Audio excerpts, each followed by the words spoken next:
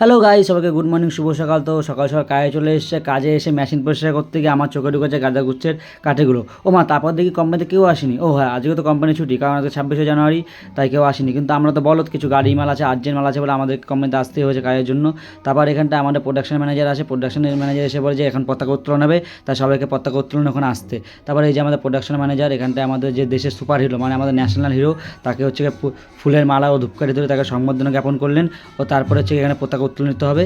আর আস্তে আস্তে দেখি আমাদের সমস্ত লেবার যারা যারা কাজে এসেছিলো সকালবেলা, দেখি সবাই একে একে এসে হাজির হলো। যে সবাই চলে এসছে এখানটায়, যে কজন এসেছিলো, আর বাকিরা ছুটিতে আছে। তারপর এখানে আমাদের ম্যানেজার হচ্ছে এখানে পতাকা উত্তোলন করলো, এবং ম্যানেজার পতাকা উত্তোলন করার পরে এই যে আমাদের এখানে সুপারভাইজার, তিনি নেতাজি সুভাষচন্দ্র বোসকে নিয়ে বেশ কিছু দেশত্বমূলক কথাবার্তা বললেন। ও তারপরেই পতাকা উত্তোলন কমপ্লিট হওয়ার পরে আমাদের এখানে দিয়ে সিঙ্গারা জিলিপি। কিন্তু আমার কালো মন, আমার সাদা মন না, আমার কালো মনে একটাই প্রশ্ন, যাতে সকাল সকালে সিঙ্গারা কোথায় পেলো। তো যাই হোক, সিঙ্গারাটা ভালো কথা ছিল, আমরা 2 প্লেট খেয়ে নিয়েছিলাম। তো যারা যারা আমার ভিডিওটা ইউটিউব থেকে দেখছো তারা পেজটাকে সাবস্ক্রাইব করে দিও, যারা ফেসবুক থেকে দেখছো তারা পেজটাকে ফলো করে দিও। টাটা।